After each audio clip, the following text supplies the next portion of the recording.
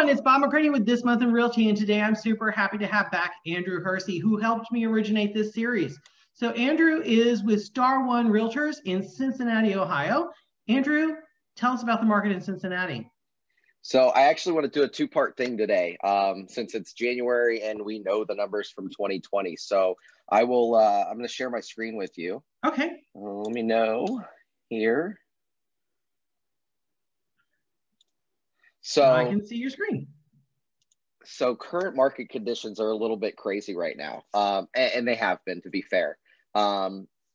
With all of the MLS, that's everything residential. So your new construction, your condos, your farms, farmland, and also single families. So we currently have 1,967 houses on the market, which is not a lot at all.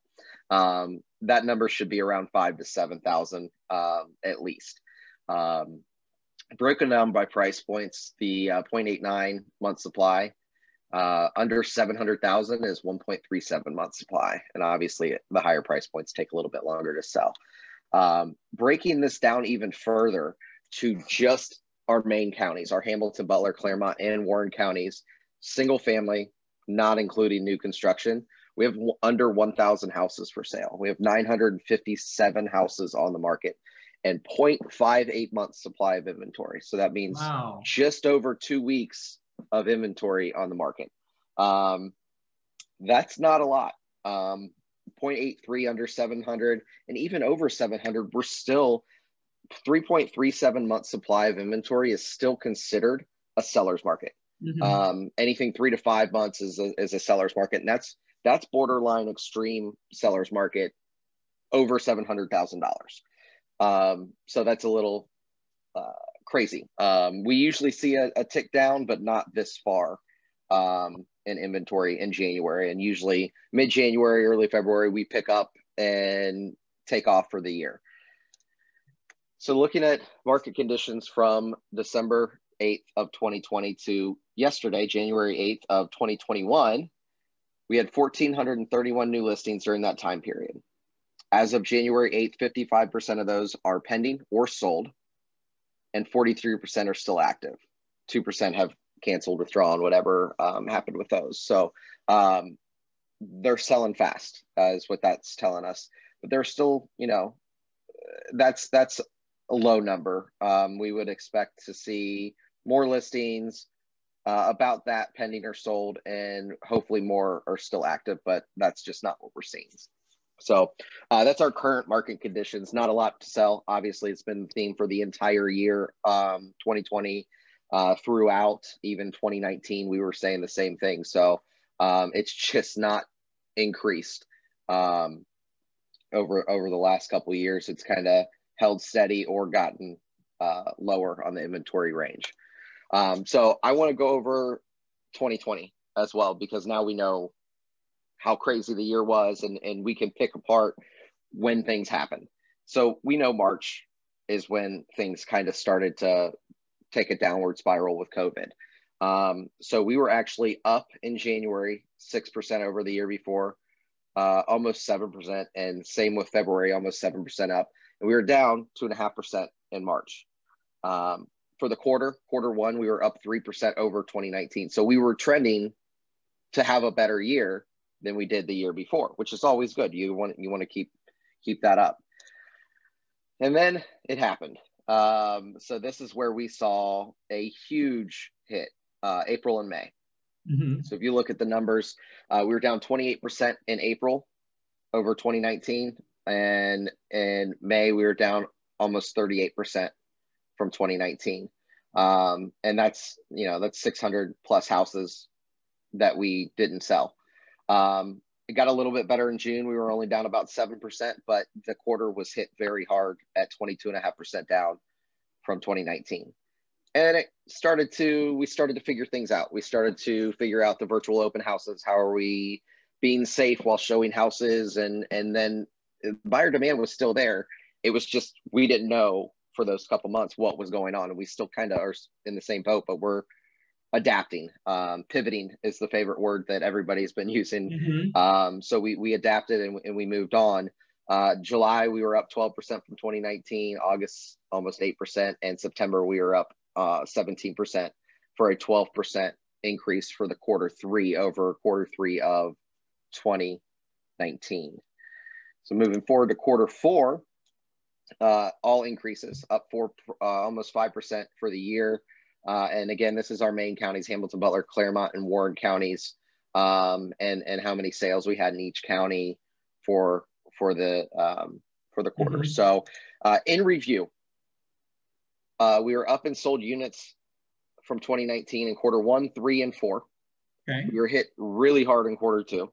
Understandable. 22.5% down, 1,278 units to be exact. So that's a lot to catch up. But overall in 2020, we were only down 13 sales from 2019, which is kind of crazy looking at that quarter 2 when we were down 1,300 units from the year before in that one quarter. So we really made up for it. Inventory is still low, really low. Interest rates are historically low, and buyer demand is still incredibly high. As for myself and my business, my sales volume increased 62% over 2019. My sales units increased 54% over 2019. I somehow managed to do 43 transactions and maintained a little bit of sanity. And my average sale price increased a little bit as well, 5.5% over 2019. So it was overall a really weird year, but ended up being a really solid year in real estate in Cincinnati. Excellent. So we really only saw that hit when the COVID started, and then that quarter was really rough. And then going forward, we really figured out what we needed to do and move forward. That's the great presentation. Thank you for all that data. Yeah. So tell me, did you see a slowdown during the holiday period? Not really. There was maybe Thanksgiving week slowed down a little bit. And then we came upon the end of December. I was out on Christmas Eve. I was out on New Year's Eve.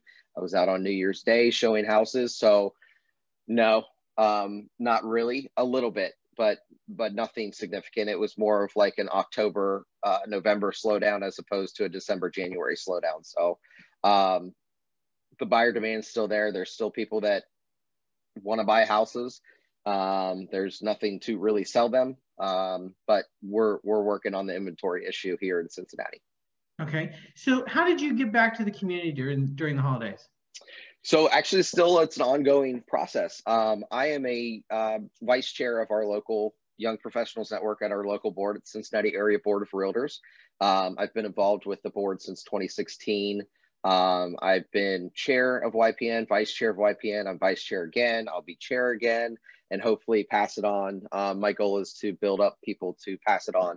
But with YPN, we did Toys for Tots Drive, and we actually had a ton of donations, which we usually do a happy hour and have people bring toys. But obviously with COVID, we did just a drop off at our board, and we had a great turnout for that. I'm also involved with the community outreach committee, and I work a lot with our broker on different things. And another agent in our office brought this our daily bread idea to us, and we'll be making sandwiches for homeless in the coming weeks. We're going to be doing, I think, 600 sandwiches per office. And we have 7 offices, so it's going to be a lot of sandwiches. 600 is a lot, but just things like that. I work with people working cooperatively. I do Habitat for Humanity. We did Rock the Block 2 years ago. This past year was put off because of COVID. So a lot of it's turned into, instead of time, I've been donating money because they're not allowing a lot of the same events that we've had before. So hopefully we can get back to 2021, going out, helping people working cooperatively, and with Habitat, because those are 2 of my favorite events that we do every year. Good for you. Excellent. Thank you. So Andrew, how would somebody contact you? So my phone number is 513-835-5506. It's right in the bottom corner here. And my email address is ahersey, HERSEY, at star1.com. My website's andymhersey.com. Okay, wonderful. Tune in next month to hear more from Andrew. and other real estate experts around the United States and Canada. Take care.